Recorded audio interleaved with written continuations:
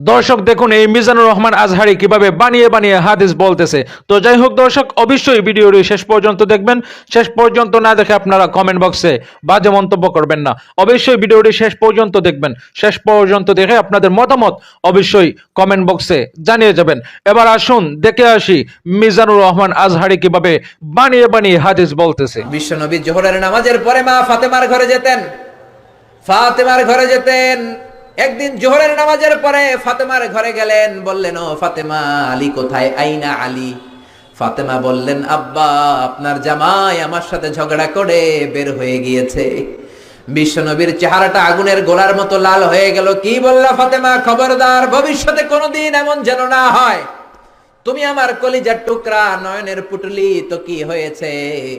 আলী যদি তোমার উপর নাখোশ থাকে, আমার নবীর মেয়ে হওয়ার কারণে জান্নাতে আমি তোমারে কিছু করে দিতে পারবো না রে ফাতেমা।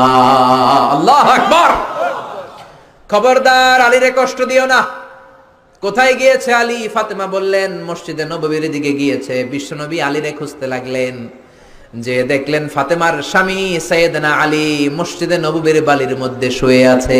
সুবহানাল্লাহ। আমাদের মসজিদে টাইলস আছে না নাই? এয়ার কন্ডিশন, তুর্কিমেনিস্তান থেকে আনা কার্পেট আছে না নাই? মসজিদে নববীতে কিছুই ছিল না, বালির মসজিদ, ওই বালির মধ্যে শুয়ে আছে। বালিকে আরবিতে বলে তোরাব। বালিকে আরবিতে কি বলে? বিশ্বনবী আলীর ডাক দিলেন, ইয়া আবা তোরাব, ও বালির বাবা আলী। কি বললেন?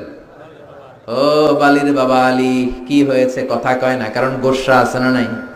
আমনের মায়ে এতক্ষণ আমারে গুতাইছে, আমনে এখন কি কন? উডুম না, খামু না, জামু না, রাগ আছে না নাই?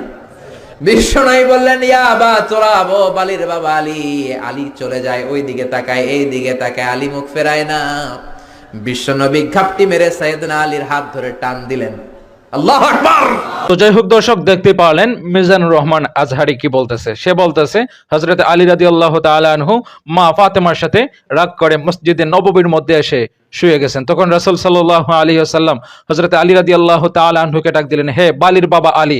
যখন রাসূল সাল্লাল্লাহু আলাইহি ওয়াসাল্লাম ডাক দিলেন, তখন নাকি আলী রাদিয়াল্লাহু তাআলা আনহু বলছেন, এতক্ষণ আপনার মায়া গোতাইছে, এখন আপনি আইছেন। নাউযুবিল্লাহি মিন যালিক। দেখেন নবীজির শানে কত বেয়াদবিমূলক কথা সে বলছে।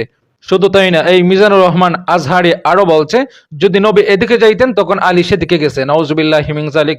রাসূল সাল্লাল্লাহু আলাইহি ওয়াসাল্লামে ডাক দিলে যে কোনো সাহাবী জটপট তারা হাজির হয়ে যাইতো, আর সে বলতেছে রাসূল এদিকে গেলে আলী সেদিকে যায়। নাউযুবিল্লাহি মিন যালিক।